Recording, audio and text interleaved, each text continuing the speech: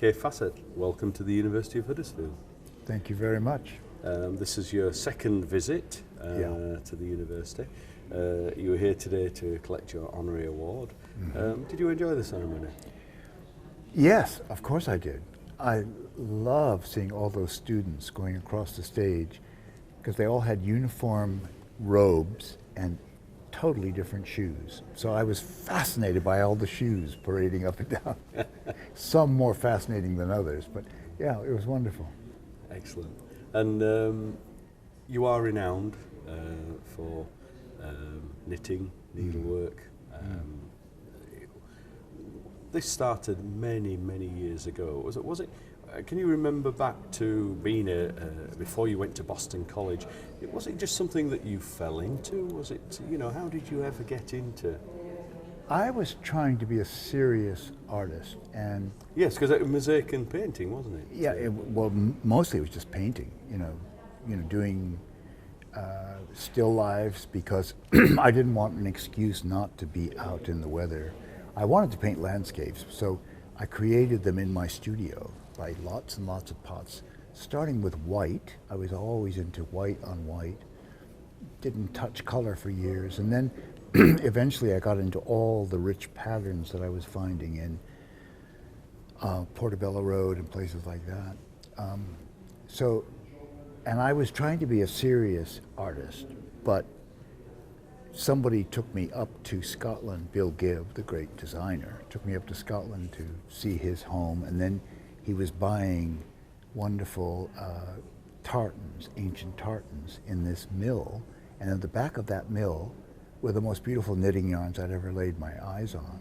And so I bought 20 and learned to knit on the train back to London by just asking somebody sitting in the train, do you know how to knit? I've got to learn because I've got to use these beautiful colors. So that's how it all started. And once that was going to be a kind of hobby, kind of a thing to do while I thought about my next painting.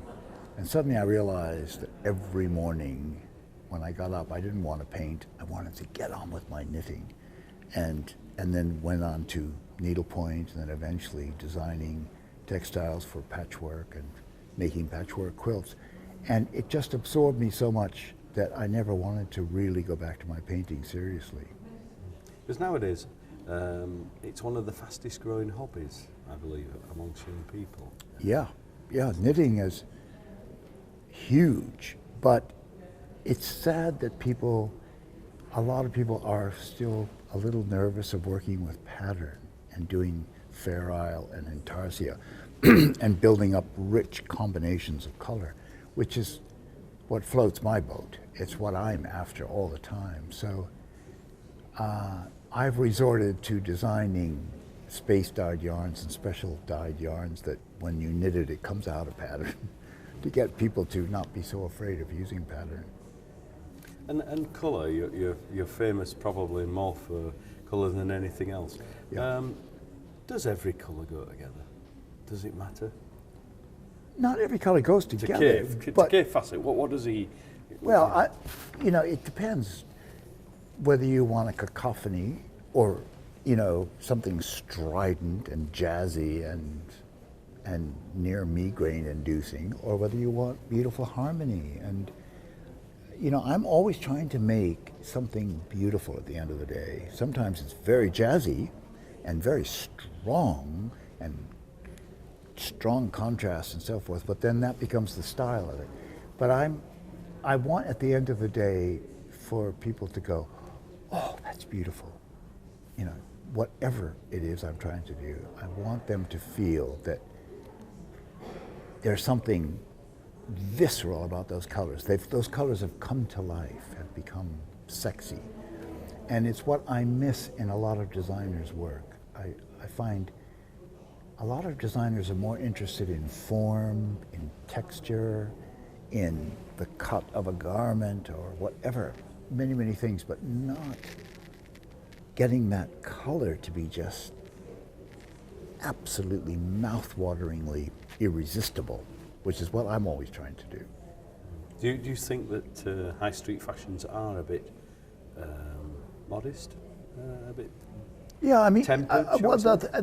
the great thing is we have India, which produces beautiful fabrics, and Africa, and so they pour into the market wonderful, ancient combinations of color and pattern, and they're inexpensive, and so a lot of the fashion houses will pick up on wonderful Indian fabrics and so forth. So that we get it that way, but I think if it was up to Western designers to be doing all the printmaking and the color making, it wouldn't be so rich as it is.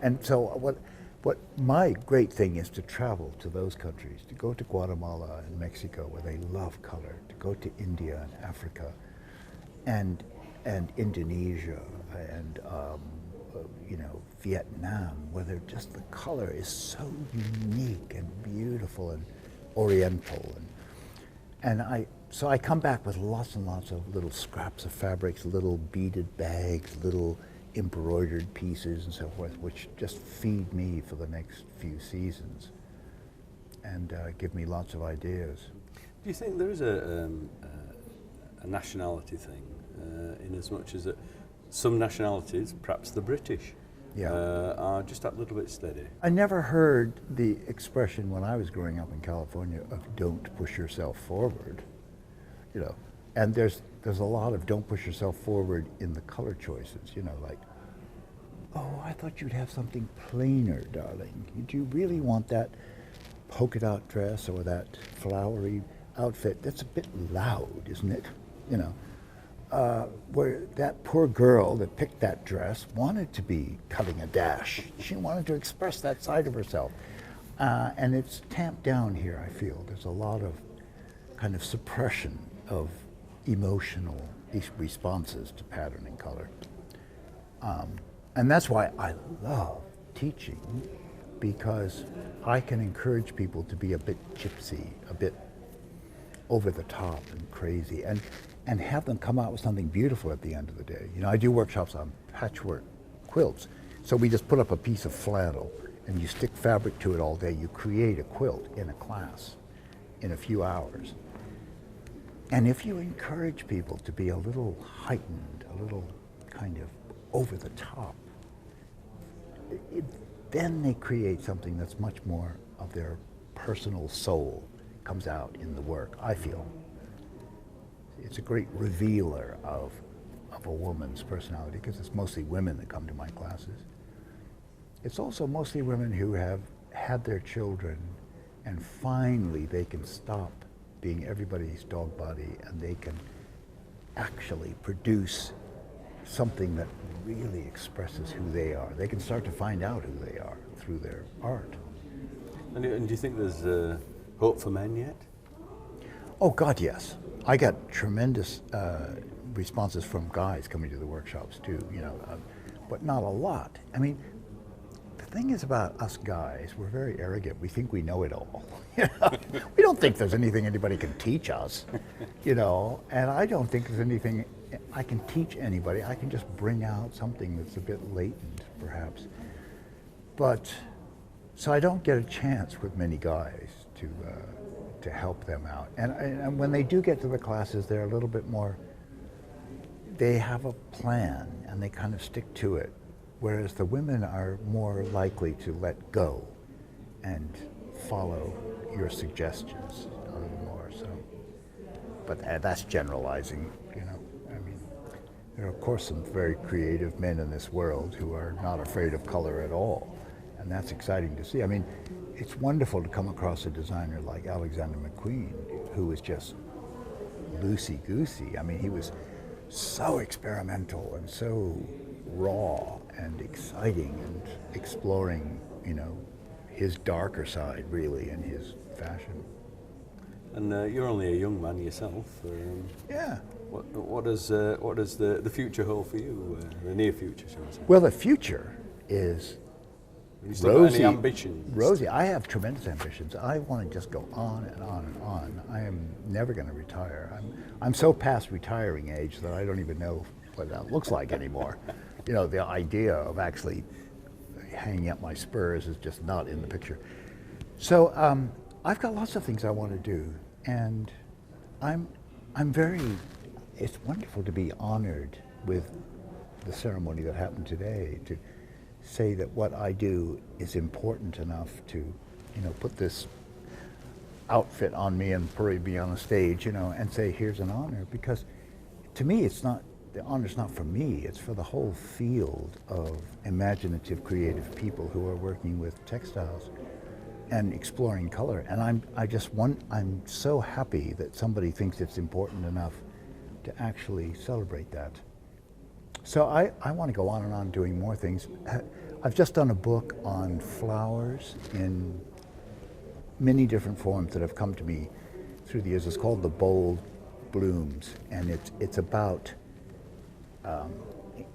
fantastic flowers and embroidery and pottery and all kinds of ways, and wallpapers, beading, whatever, and that I've taken and put into my textiles and then created quilts. So it's kind of a quilt book, but it's with a difference. It's really concentrating on all the different cultures of this world that create wonderful, big, strong flowers.